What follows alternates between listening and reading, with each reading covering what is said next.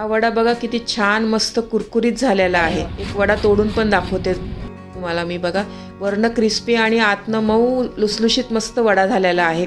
तेलकट पण नाही झालेला आहे बघा जास्त, आणि चवीला पण खूप छान झालेला आहे।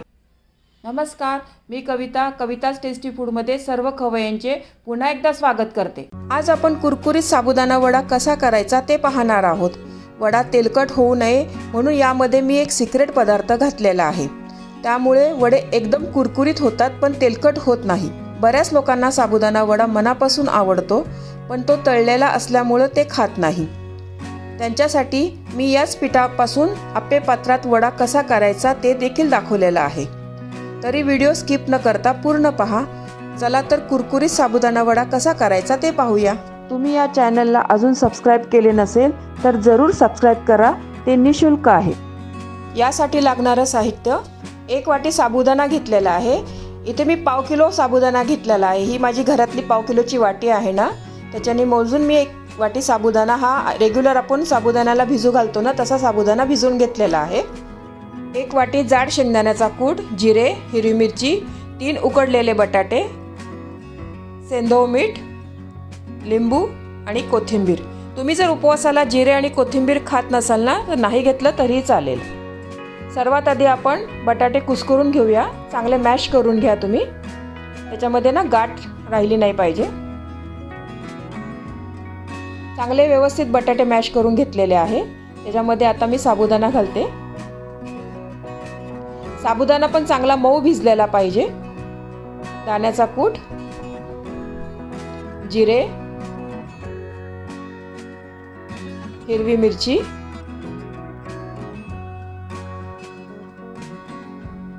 कोथिंबीर, सेंधव मीठ,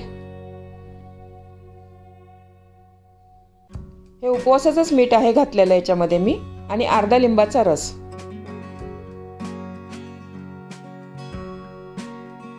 यामध्ये मी एक सिक्रेट पदार्थ घालणार आहे, त्याने आपले वडे एकदम कुरकुरीत आणि कमी तेलकट होणार आहे। यामध्ये मी 1 वाटी शिजवलेल्या भगरीचा भात घालते। याच्यामुळे आपले वडे अजिबातच तेलकट होत नाही, मस्त कुरकुरीत होतात। तुम्ही एकदा या पद्धतीने भगर घालून बघा साबुदाणा वड्यामध्ये, खूप छान वडे होतात त्याच्याने। सर्व मिश्रणाचा एकजीव गोळा करून घ्या। सर्व मिश्रणाचा गोळा झालेला आहे बघा तयार। हा गोळा आपण 5 ते 10 मिनिटं रेस्ट करायला ठेवूया।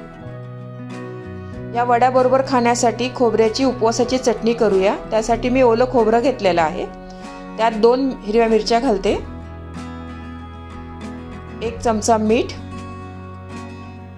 1 चमचा साखर, थोडंसं जिरे, थोडी कोथिंबीर। तुम्ही जिरे आणि कोथिंबीर उपवासाला खात नसाल तर नाही घातलं तरीही चालेल। यात थोडंसं पाणी घालून हे चटणी वाटून घेऊया आपण। चटणीला आपण तडका देऊया। त्यासाठी 1 चमचा तूप घेतलेला आहे मी। त्यामध्ये जिरे आणि हिरवी मिरची घालते। हा तडका आपण खोबऱ्याच्या चटणीवर घालूया। खूप छान चवीची खोबऱ्याची चटणी झालेली आहे बघा। ही वड्यांबरोबर खूप छान लागतं। आता आपण या सारणाचे वडे तयार करून घेऊया। थोडंसं पीठ हातात घेऊन गोल गोल फिरवत राहा। हे वडे आहे ना, जास्त प्रेस नका करू, अलगद हातानेच गोल गोल करा। असा गोल गोल गोळा झाल्यावर वडा थोडासा चपटा करा। असा हलक्या हातानेच करा तुम्ही ही प्रोसिजर सर्व।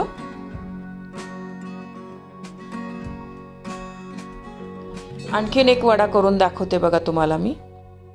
हे गोल गोल फिरवताना ना अलगद हातानेच फिरवा तुम्ही। हे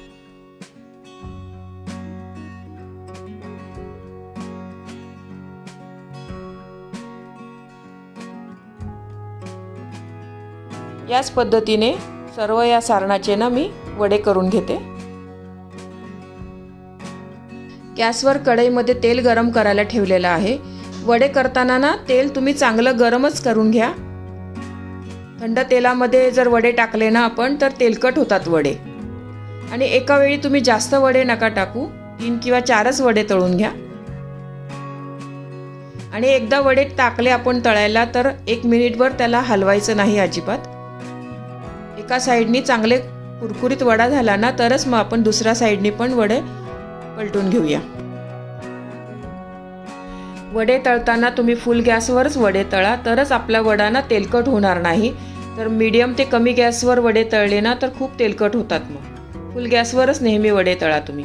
आपण नेहमी चकली करताना किंवा दुसरे काही पदार्थ करताना मीडियम ते स्लो गॅसवर तळतो, पण साबुदाणा वडा तसा नाही आहे. आपल्याला फुल गॅसवर तळायचा आहे. एका साईडनी वडे बघा छान मस्त झालेले आहे, दुसऱ्या साईडनी पण असेच वडे आपण तळून घेऊया. साबुदाणा वडा आपला अजिबातच फुटलेला नाही आहे, एकदम मस्त वडे तयार झालेले आहे बघा. दोन्ही साईडनी मस्त कुरकुरीत झालेले आहे बघा वडे आपले. झाऱ्याने ना पूर्ण तेल नितळून घ्या त्या वड्यांमधलं. याच पद्धतीने बाकीचे पण वडे तळून घेऊया आपण.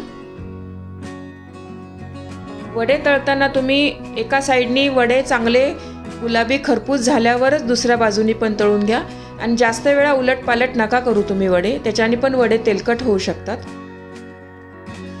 हे वडे तळताना भरपूर मी यामध्ये टिप्स सांगितलेल्या आहे. या सर्व टिप्स वापरून तुम्ही पण या पद्धतीने वडे नक्की करून बघा. हा वडा बघा किती छान मस्त कुरकुरीत झालेला आहे. एक वडा तोडून पण दाखवते तुम्हाला मी बघा. वरनं क्रिस्पी आणि आतनं मऊ लुसलुशीत मस्त वडा झालेला आहे. तेलकट पण नाही झालेला आहे बघा जास्त. याच पिठापासून आपण आप्पे पात्रामध्ये पण वडे कसे करायचे ते पाहूया.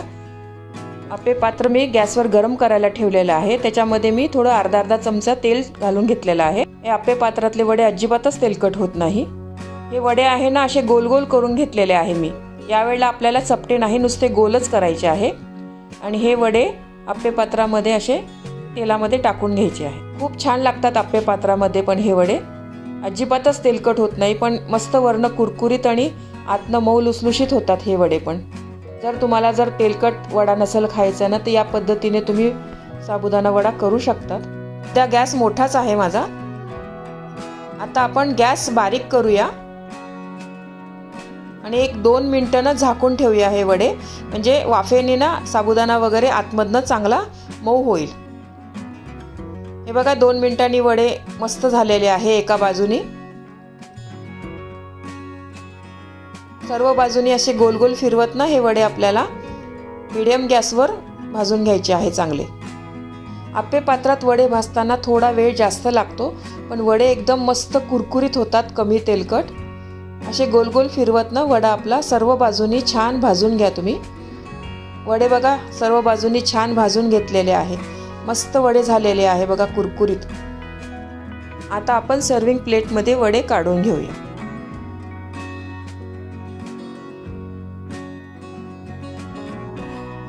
दोन्ही प्रकारचे वडे तयार झालेले आहे बघा आपले, तळलेले बी आणि आप्पे पात्रातले पण. तुम्हाला जे आवडेल ते तुम्ही करू शकतात. दोन्ही वडे चवीला खूप छान लागतात. तुम्हाला ही रेसिपी आवडली असेल तर तुमच्या मित्रमैत्रिणी आणि नातेवाईकांबरोबर शेअर करा. व्हिडिओला लाईक करा व चॅनलला सबस्क्राईब करा. रेसिपीला कमेंट्स करा. तुमच्या कमेंट्स वाचायला मला फार आवडतात. तुमच्या लाईक्स आणि कमेंट्समुळे माझा उत्साह वाढतो आणि नवनवीन व्हिडिओ बनवण्यासाठी प्रोत्साहन मिळते. त्याचबरोबर तुम्ही मला फेसबुक, इंस्टाग्राम आणि पिनइंटरेस्टवर देखील फॉलो करू शकतात. त्यांची लिंक डिस्क्रिप्शन बॉक्समध्ये दिलेली आहे. तुम्ही ही रेसिपी कोणत्या गावातून पाहताय तेही सांगा. तर पुन्हा भेटूया एका नवीन रेसिपीसह. तोपर्यंत मस्त खा, काळजी घ्या. धन्यवाद.